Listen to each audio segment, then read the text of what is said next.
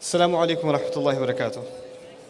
الحمد لله رب العالمين والصلاة والسلام على سيد الأنبياء والمرسلين وعلى آله وصحبه أجمعين ثم أما بعد فأعوذ بالله من الشيطان الرجيم فأما من خاف مقام ربه ونهى النفس عن الهوى فإن الجنة هي المأوى اللهم أدخلنا في الجنة.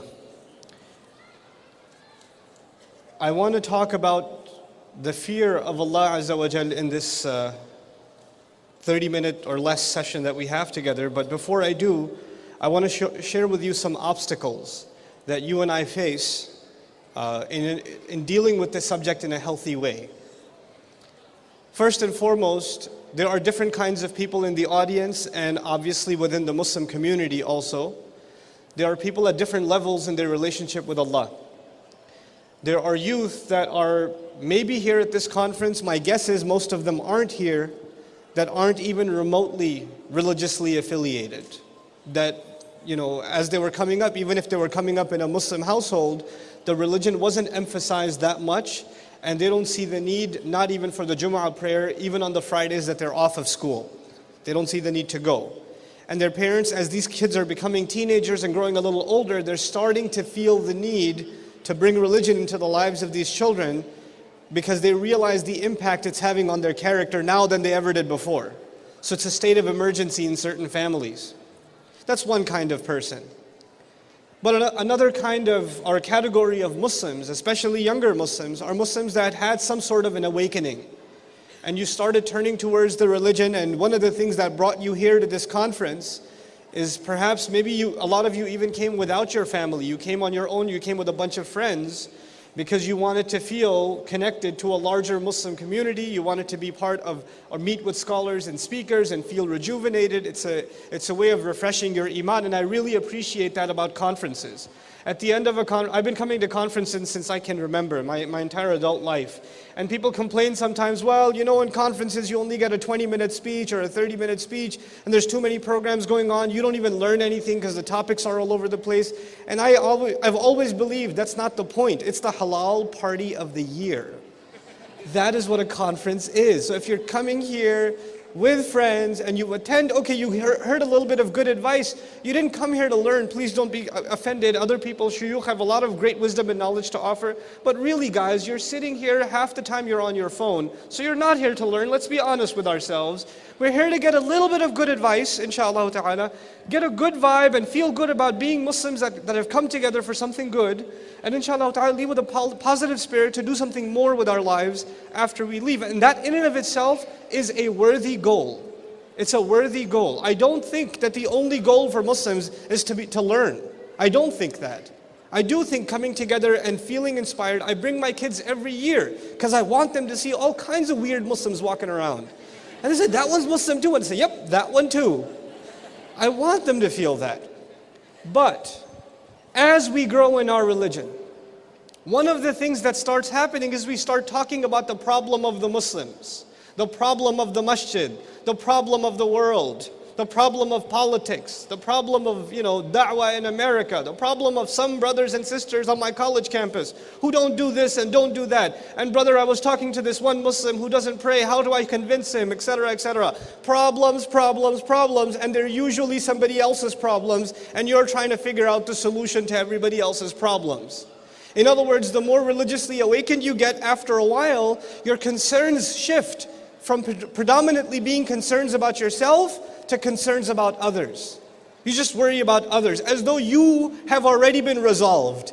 That territory has already been conquered. Now it's time to move on and help somebody else. May Allah help those Muslims, brother. Those guys from the Pakistan Student Association. Why aren't they in the MSA, the ones that are already 1 foot into Jannah?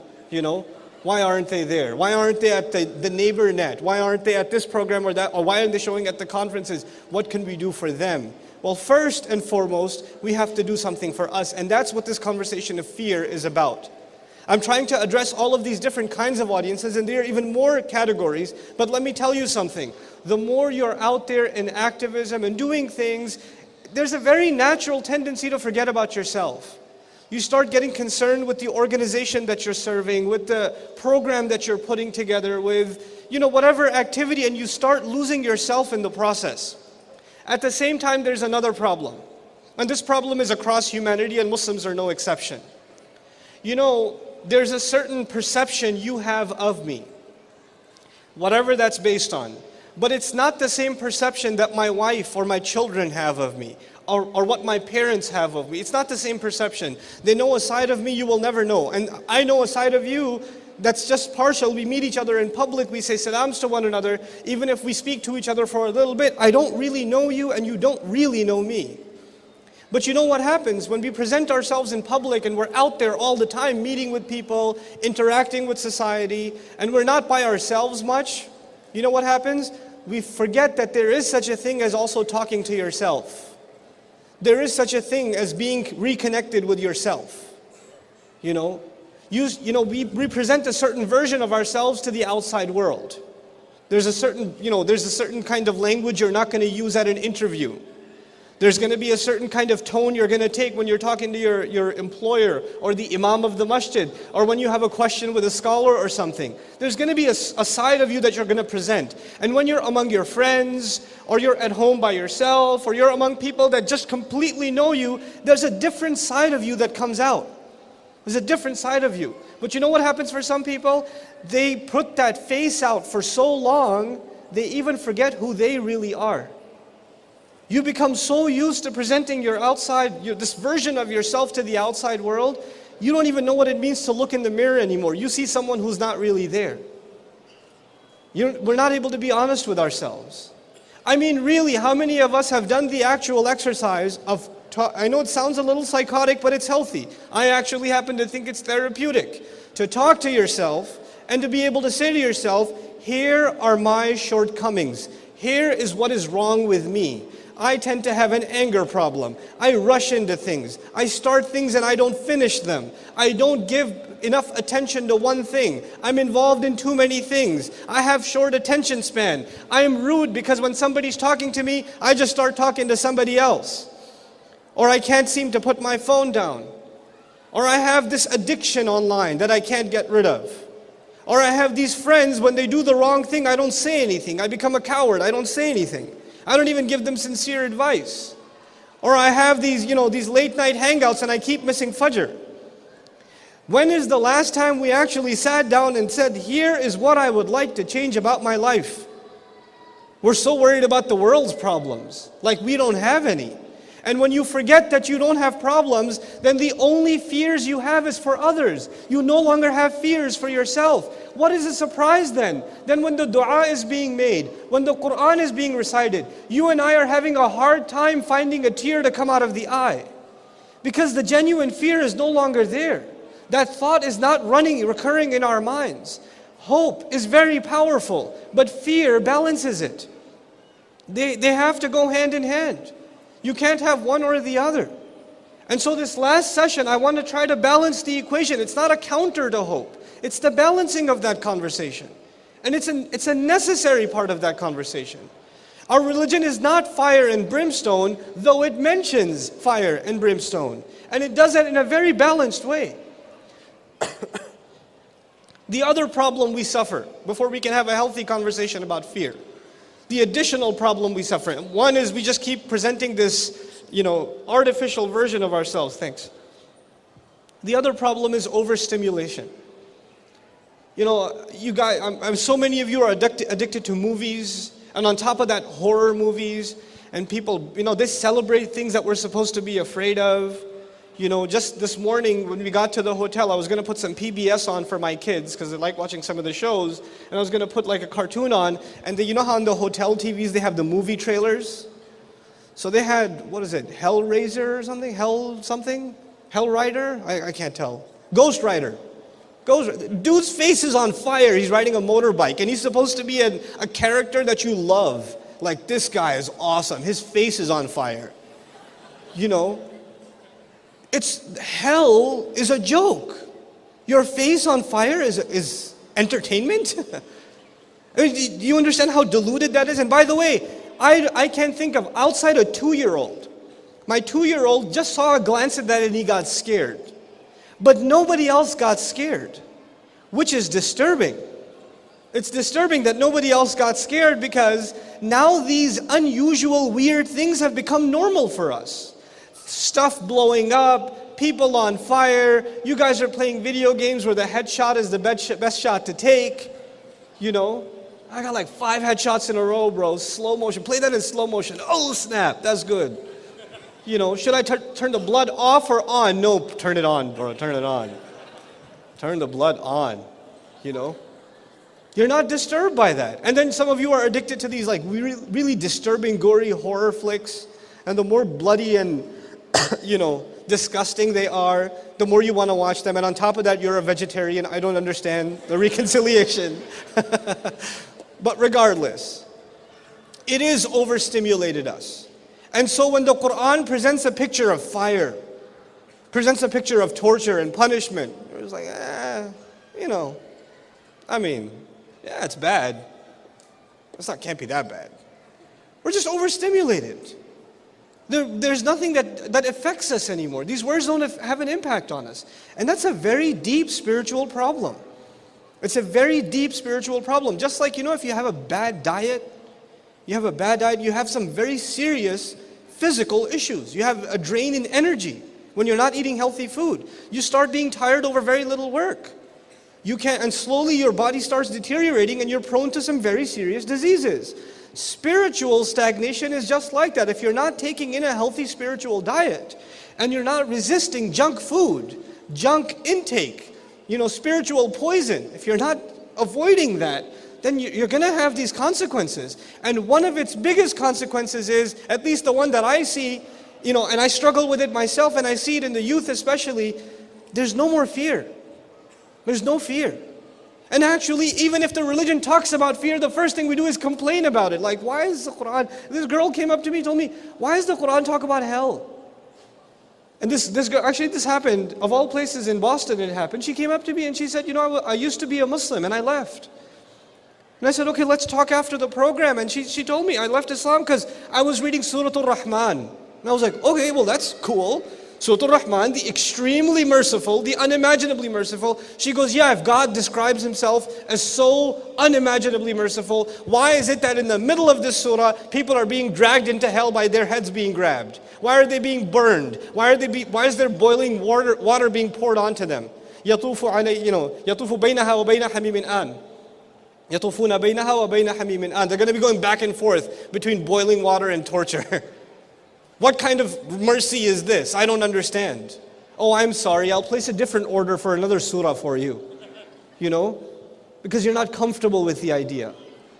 Who's talking to who here? Master is talking to slave. This is not a book that you need to review on Amazon.com that you say, I like most of it, but this hellfire stuff was a little, I give it 2 stars for that.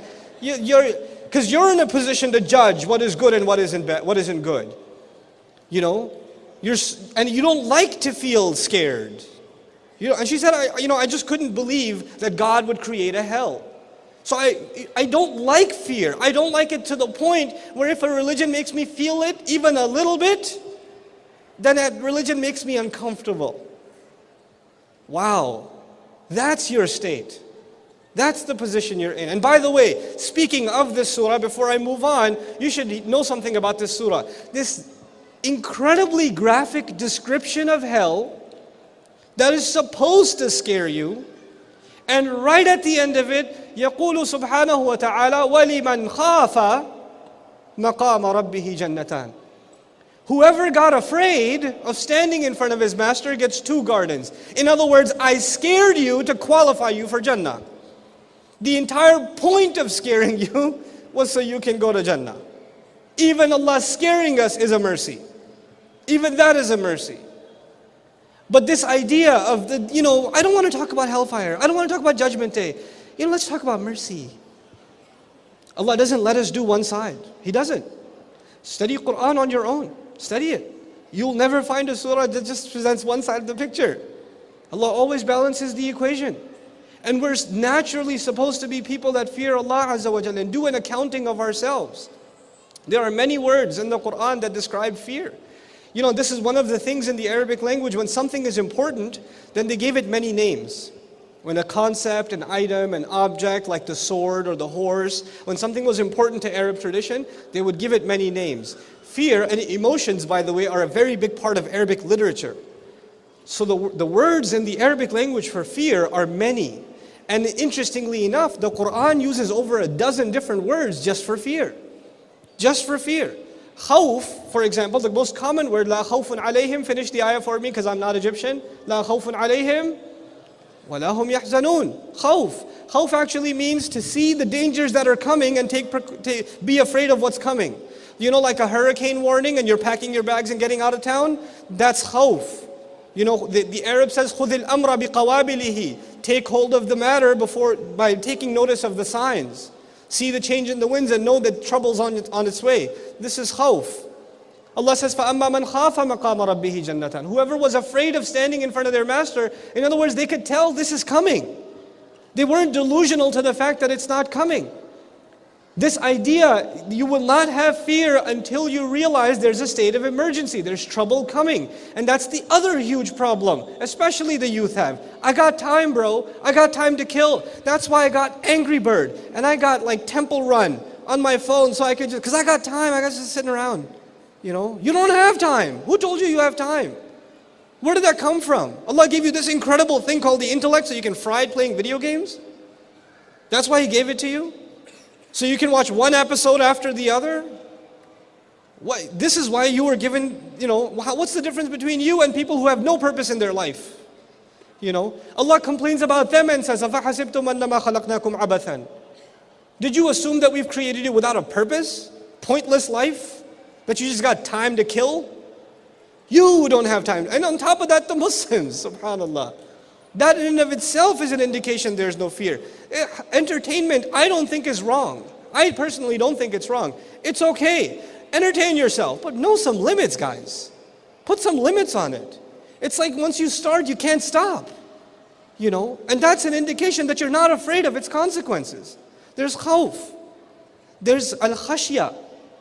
Al-khashya, Allah says, فَلَا تَخْشَوْهُمْ وَخْشَوْنِي. You know, khashya literally in Arabic means when you're afraid of the evil of something. The harm that will come to you from something. I'm afraid of a snake, it's a kind of a khashya. It's a kind of khashya. Because I'm afraid of its poison, its bite. That's khashya. Allah told us specifically, for example, don't be afraid of people or what they're capable of doing to you. Even if they have that capability. Look, the fear of a snake is a logical fear. It's not something wrong. Even Musa alayhi salam up on the mount was afraid of the snake. It's natural. It's not like there's a lack of iman there. You're a normal human being. And by the way, that tells us something else. Fear is a necessary instinct for survival. It's not something negative in and of itself. A child that does not have fear has a problem because he will jump out the window. He will go take the step down the stairs even though he can't handle it. Because there's no fear. The smart child will taste that once and then the next time he'll back off. Even the smarter child will see his little brother go and say, okay, you know what, I'll wait for mama. You know? That's just child psychology. So what does Allah tell us? Here's a bunch of people that fell off a cliff before you. You want to go down that road? You want to taste it for yourself? And what do? Dumber than a child? Yeah, let's try it. How bad could it be? I'm going to be the exception. I'm going to be the one that jumps out the window is going to float. Watch. There are no exceptions. Whoever tries to wrestle the truth, wrestle the inevitable, gets wrestled and pinned themselves. There is no way. Fear is a healthy thing, in its place. In its place. But I want to talk to you about this other kind of fear. There's so many words in the Quran for fear, I can't possibly go through all of them with you. But a couple more. Al-khushu', which is usually associated with concentration and humility in the prayer, but has an element of fear in it. Khushu' has an element of fear in it. And some scholars even argue it's the element of fear that goes from your heart and starts affecting your limbs. You're so afraid you start feeling it in your muscles. Your muscles start getting soft. You start feeling a tingle. That kind of fear. That's khushu'. When is khushu' experienced? You guys already know the answer to that. When is that kind of fear, among other things, experienced in the life of a Muslim? Where does khushu' happen? In salat. Allah says, أَلَمْ يَأْنِ لِلَّذِينَ آمَنُوا أَن تَخْشَعَ قُلُوبُهُمْ لِذِكْرِ اللَّهِ في سورة الحديد. 57 surah, He says, isn't it time for believers yet that their hearts should be filled with awe, they should be overwhelmed by the fear of Allah, by the mention of Allah, by the remembrance of Allah, meaning by the Quran. A genuine recitation of the Quran, not to perfect your tajweed, which is important, not to study tafsir, which is important, not to understand the Arabic language, which is important. A genuine recitation of the Quran, you're just sitting there because you want to know what Allah is saying to you. That's the only reason you're reading it. It's not ilm, it's not muraja'ah, it's not review for your hifz, it's not none of those things. Those are all great things. But there has to be a time when you sit and recite Quran, and the only reason you're doing it is because you need therapy. That's the only reason you're doing it. And when that happens, you will experience khushu'. And when you get mature in that, then that is supposed to happen inside salat. That's when it's supposed to happen. But if you have to build up to that point, it should even happen outside. You just sit and recite Quran and let Allah Azza wa Jal overwhelm you with His words, because they are overwhelming. They are very powerful words. It's no small thing. And Allah complains, hasn't the time come yet that their hearts aren't overwhelmed with emotion because of what Allah has revealed? These words aren't powerful enough? You know, these same words, if they fell upon a mountain, لَرَأَيْتَهُ خَاشِعًا رَدُّ الْعَمَلِ الْأَوَّلِ. The first reaction for the mountain, خَاشِعًا. And a mountain is just solid rock.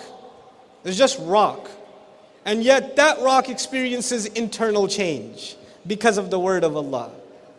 And then it can't handle it, mutasaddi'an. How much harder than that rock does a heart have to be that it hears the word of Allah and nothing happens? How much harder? That Allah has to complain in the Quran. What is going on? How come these words aren't having their impact? Don't worry about it, guys. I have like 8 minutes left. I'll take less than that. Okay.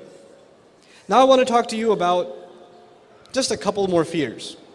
Two very common words that are associated with fear that actually they're related to each other. One of them, even though it doesn't technically mean fear, is taqwa. And I think all of you know the term taqwa, right? You've heard it before? And a lot of times in the Quran, when taqwa is translated, it's translated as fear. But just from a linguistic point of view, taqwa essentially is a fear or actions taken out of fear, precaution, protecting yourself. It comes from wiqaya, which literally means protection. So when you lock the house as you leave, that's taqwa. If you're going on a road trip and you left a couple of lights on purpose, and you set the alarm, or you told the neighbor, or you left the keys with a friend or whatever, all of that's taqwa. In other words, you took proper precaution to not get yourself into trouble. Taqwa is before the fact. Taqwa is before the fact. In other words, you don't want to get yourself into trouble. You don't want to, get a ticket, so you slow down before the red light comes. That's taqwa. In other words, it's a genuinely healthy, logical attitude for someone who knows there's trouble out there. That's what Allah Azza wa Jal wants from us. Just become awake, aware, conscious people. Be aware of your environment. Know that this thing is going to land you into trouble. I remind you something about taqwa that I want to share with you. Allah Azza wa Jal did not tell us, or tell Adam alayhi salam, don't eat from the tree. لا تأكلا من هذه الشجرة. Don't eat from the tree. He didn't say that. فقال لا تقربا هذه الشجرة. Don't go near the tree. Now, the next part of the ayah is لا تقربا هذه الشجرة فتكون من الظالمين. Don't eat from the tree. Don't go near the tree, rather. You'll become from the wrongdoers. But there's a step in between. Don't go near the tree. If you do go near the tree, as a result, you'll get tempted by the fruit. Then you will eat the fruit. Then a whole bunch of, and then eventually you'll be counted among the wrongdoers. There's a whole process. But as far as Allah is concerned and His knowledge of human nature is concerned, because He knows what He created, He says once you're within the gravitational force, you get close enough, you will get sucked in. So if Adam alayhi salam was told that, you, my brother, cannot say, nah, I can handle myself. I got this. It's not haram, is it? It's just like almost haram. You can't do that. Because now you're within the gravitational field. You have to be afraid of the fences and even beyond. You have to stay out of the neighborhood. You got to stay away. You can't even go near it. This is a very powerful thing Allah taught us. Not just to fear Him, but to fear the things that lead us to sin. To be afraid of the things that lead you to sin. You're heading in the wrong direction. You're not doing anything wrong yet, but I could see where this is leading. So stop. Let me give you guys a little bit of an example, just so this is not entirely theoretical. So sister comes up to me and says, or the brother comes up to me and says, this Christian girl in college is asking questions about Islam and she's asking about God. Or a Muslim girl comes up to me and says, this guy in my college class, he's asking a lot about God and he has these questions. Could you help me answer them? Because he keeps arguing with me. Lady, sister, he's not arguing with you because he has a theological concern. Because those questions have well been answered online and there's plenty of resources on that available. He just wants to spend some more time with you. And maybe deep down inside you already know that. But you come and you say, no, I'm trying to give him da'wah to Islam. And you say, I'm going to help this sister out. She's a sister, inshallah. I want to help her out and we're just going to meet at Starbucks and discuss Tawheed. That's what we're going to do. I mean, this is da'wah to Islam. And then maybe one day, it's not Ramadan yet, so yeah, inshallah ta'ala, right after between Maghrib and Isha, I'm going to take her to this restaurant. It's a halal restaurant. We're going to do our totally halal da'wah. And somebody says, brother, what are you doing? I was like, eating food at a restaurant, bro. Is that haram? Is talking about Allah haram? No, but I could see where this is going. And then 4 months later, bro, there's a sister, she's ready to convert. And I want to marry her. Is she really ready to convert? No, but I think she might. How do I convince my parents? Yeah. And what you're not, and this is the halal version of what you tell the imam. What happened in between, we all know. We're not dumb. Okay? I was in college too once. I know how this stuff goes. And when you question the guy, you question the girl, you say, what are you talking about? Astaghfirullah, I would never. Really? You would never? You get sucked in, you don't even realize it. One thing leads to another. One thing leads to another. You have to be afraid of these things. And this will never happen. I'm going back to the beginning of my conversation. You will not be afraid of these problems if you don't really know who you are. If you're delusional about yourself. If you think that everybody else has a problem, you're here to save the world. You're here to give them Islam. If that's what your mentality has become, then you will never think that you have a nafs problem too. You have shahawat also. You have the waswasa of shaitan too. You won't even be worried about that. أَتَأْمُرُونَ النَّاسَ بِالْبِرِّ وَتَنْسَوْنَ أَنفُسَكُمْ. And by the way, I'll end with this last two kinds of fear. As I said, taqwa is before the fact. You take precautions ahead of time. And then after that, there's wajal. Al-wajal. Wajal is after the fact. You're afraid of what you've done. You're afraid of what you've done something wrong and you're super scared. Man, I'm going to get caught. I don't know what's going to happen. I did this, bro. I don't know. I got to talk to this imam. I got to send him a brother. I've done this really terrible thing. What should I do? I'm really scared. I can't tell you how many of those emails I have to delete. Don't send me those emails. Talk to a counselor. Ask me Arabic questions, okay? But this is, wajal is after the fact. So Allah says, إِذَا ذُكِرَ اللَّهُ وَجِلَتْ قُلُوبُهُمْ. When Allah is mentioned, when Allah is remembered, their hearts start trembling out of fear over what they have already done. In other words, standing in salat, reciting Quran, khushu' and wajal. Wajal meaning your heart starts getting overwhelmed. Man, Allah Azza wa Jal just said, وَالَّذِينَ هُمْ عَنِ اللَّغْوِ مُعْرِضُونَ. They stay away from useless conversation. I just finished one. وَالَّذِينَ هُمْ لِلزَّكَاةِ فَاعِلُونَ. They're constantly trying to cleanse themselves. I just finished watching some filth. Strike two. I am afraid of what just happened. You're supposed to get afraid. You're supposed to be a muhasabah of yourself. This is wajal. But the last kind of fear. I find this fascinating. Of the many kinds of fear, I just want to talk to you about this one. This is called ar-rahab. Ar-rahab. Ra, ha, and ba. From it we get the word rahbaniyya. Ruhban, rahbaniyya. Rahbaniyya in Arabic means basically like a monk lifestyle where you have la turid ladhat ad-dunya. You don't want any pleasures of the world. You want nothing to do with them. You know how these monks, they dress in uncomfortable clothes and they sleep on like the floor and they don't eat fruit because it might taste good or something, They don't want anything to do with worldly pleasure. They want to deny them all of that.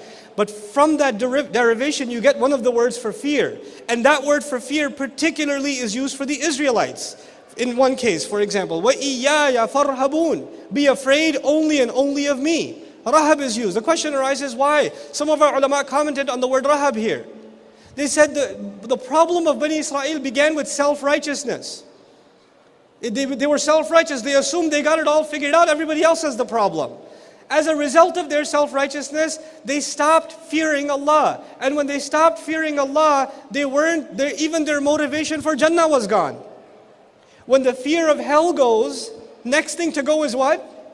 Motivation for Jannah. One motivation dies, the other motivation dies. And if no longer there's no longer a fear of fire, and there's no longer a motivation for paradise, then the only motives you have left are here. Now listen to this. Listen to this catch.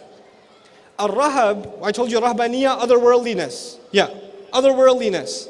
Rahab is a kind of fear that makes you lose the pleasures of this world. When you have that fear, you want nothing, you forget all the pleasures of this world.